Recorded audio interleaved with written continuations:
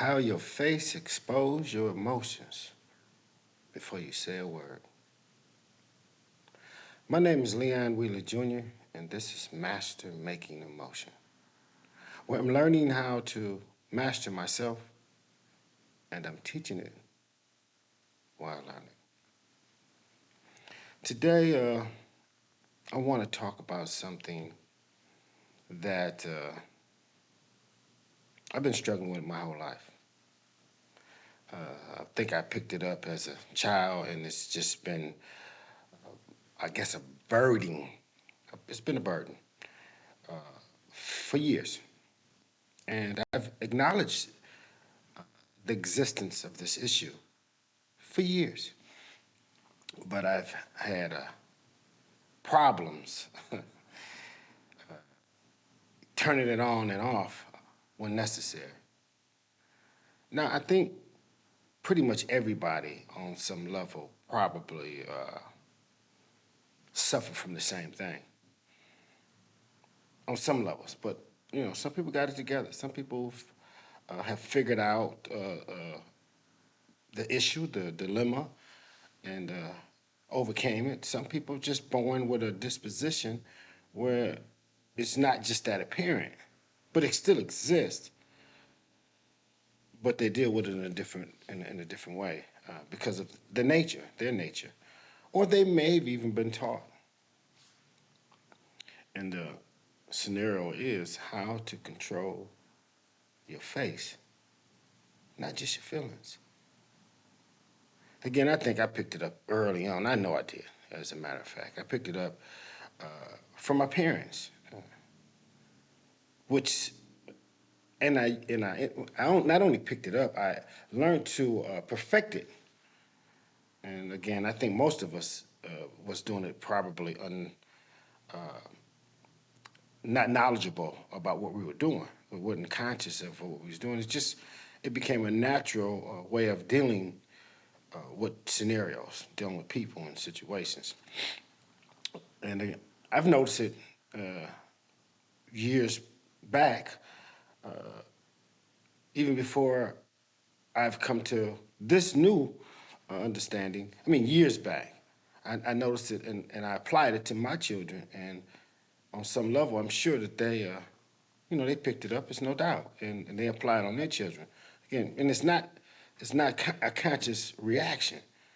It's just something that we learn, and again, it's beneficial when it's beneficial, but to not have consciousness on it, not have control of it, is a problem.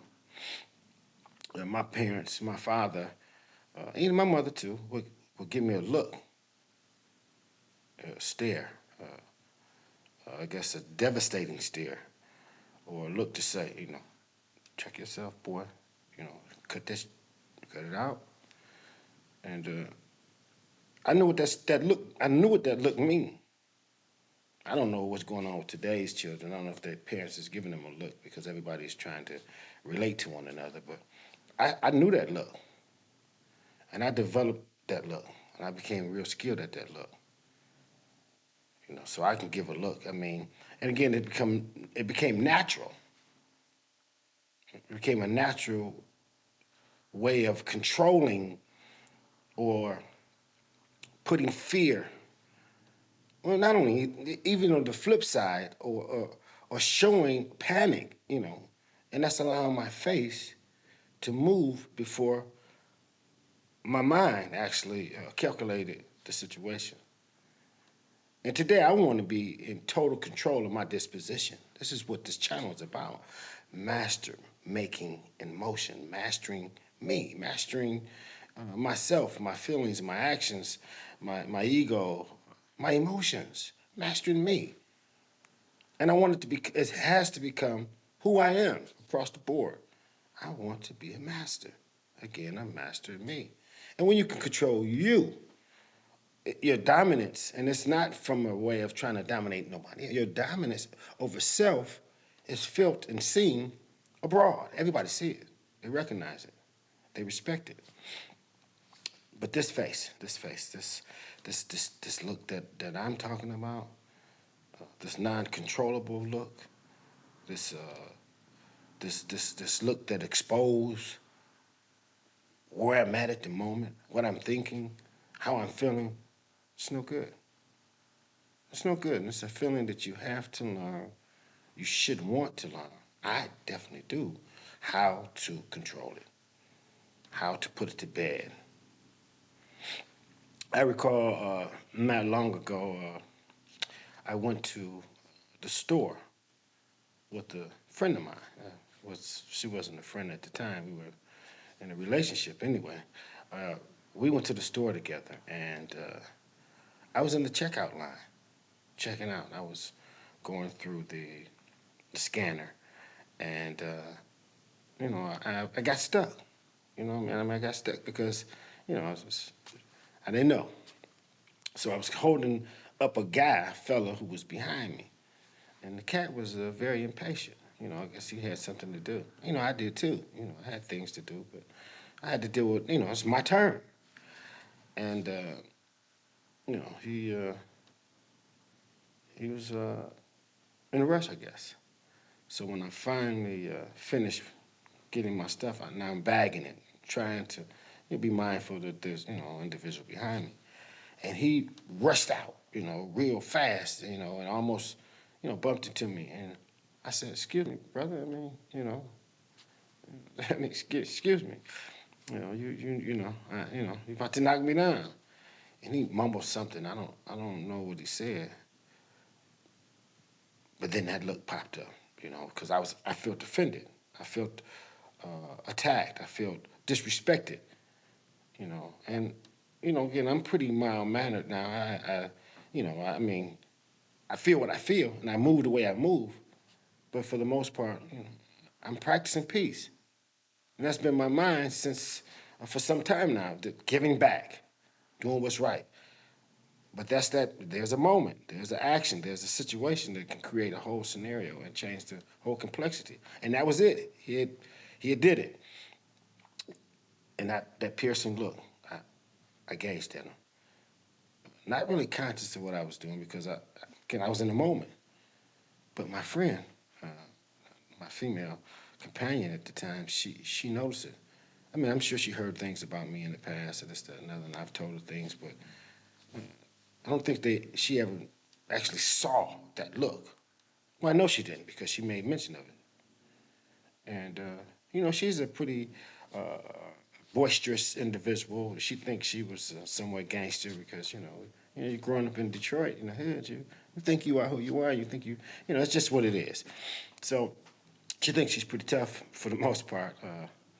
And I guess that's what I attract. But that's neither here nor there. But she noticed the look, that piercing look, and she told me about it.